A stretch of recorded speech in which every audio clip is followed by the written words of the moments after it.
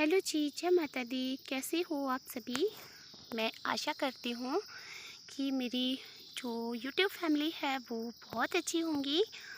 आप सभी का मेरे चैनल पर बहुत बहुत स्वागत है। अगर आप पहली बार मेरे चैनल पर आए हैं तो आपसे रिक्वेस्ट है कि प्लीज़ चैनल को सब्सक्राइब कर दीजिएगा और मेरी वीडियो को कर दीजिएगा शेयर अपनी फैमिली और अपने फ्रेंड्स के साथ में। तो स्वागत है आप सभी का एक नए ब्लॉग में। फ्रेंड्स, आज ब्लॉग की शुरुआत कर रही हूँ मॉर्निंग टाइम से और अभी खाना वगैरह मेरा बन चुका है और खाना बनाने के बाद झाड़ू आदि भी मैंने लगा लिया है। और अब मेरे पास एक काम बचा है जो मेरी किचन में सबसे मेन है, वो है बर्तन धोने का। तो वही मैं बर्तन धो रही थी और यहाँ पे चेतन था मेरे साथ में पीछे, उससे बात कर रही थी।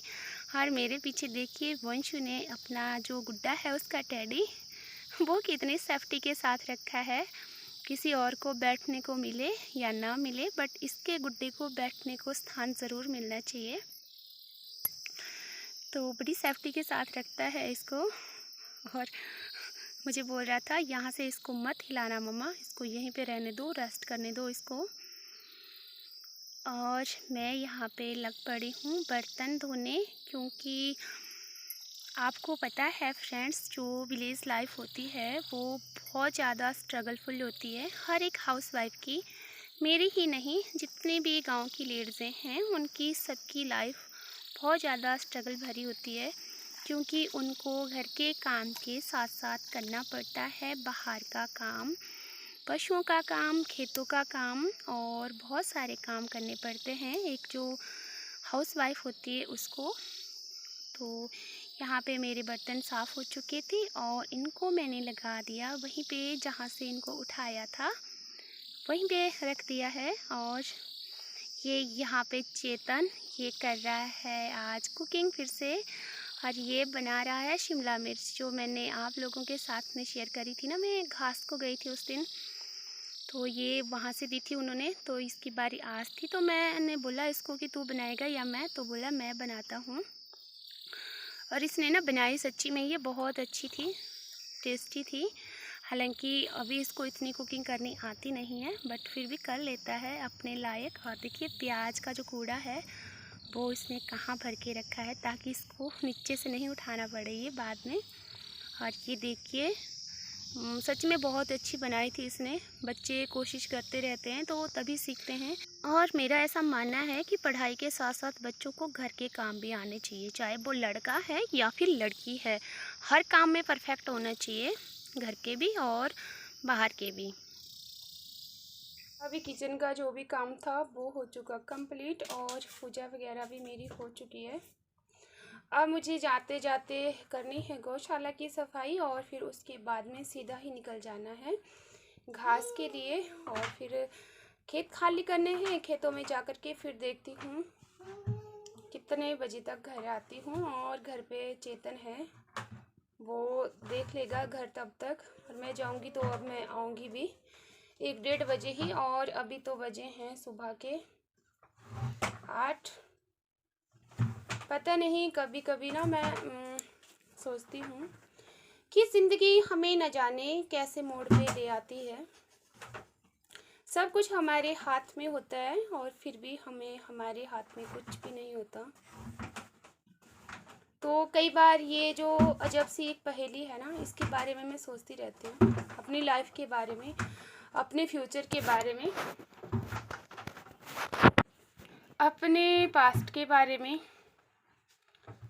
पर कई ऐसे सवाल होते हैं ना जिनका हमें जवाब कहीं से भी नहीं मिलता, और सब कुछ हमारे हाथ में होते हुए भी हमारे हाथ में कुछ नहीं होता।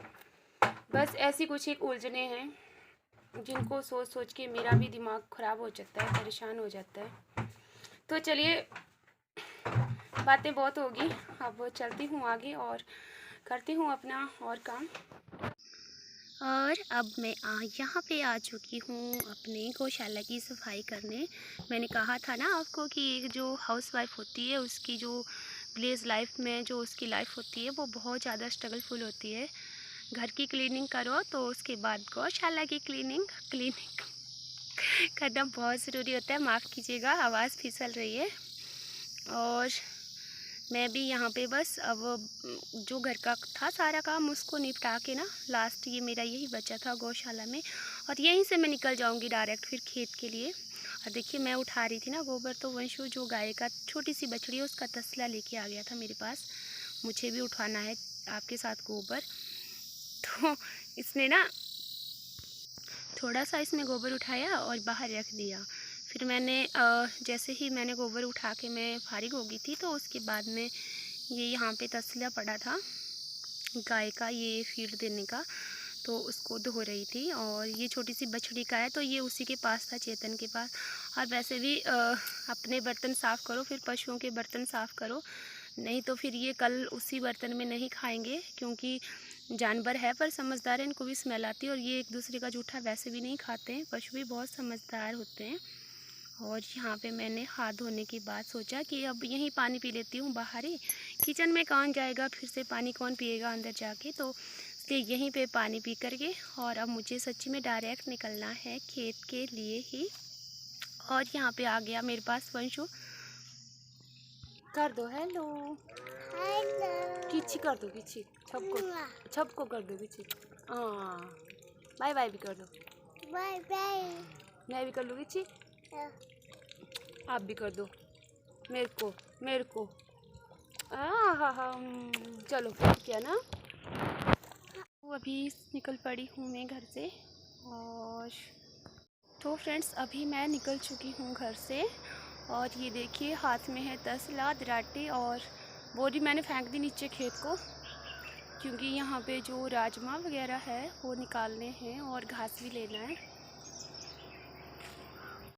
और कल फ्रेंड्स मेरी एक वाइटी फ्रेंड्स ने ना मैंने कहा था ना कि मेरे सर्वाइकल दर्द हो रही है, तो उन्होंने मुझे बोला था कि आप पिल्लो लेकर के मत सोया करो।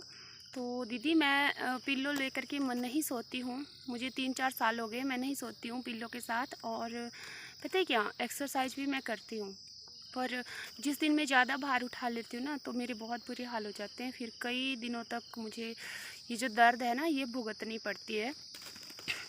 तो इसके लिए बोलते हैं रेस्ट करो, बट गांव में कहाँ रेस्ट होता है, ये आपको भी पता है दी, गांव में कोई रेस्ट नहीं कर सकता। और मेरी एक और सिस्टर है, मैंने कहा था परसों की 3 रोटी बनाई थी, और हाँ सच्ची में मैंने बनाई भी 3 ही थी।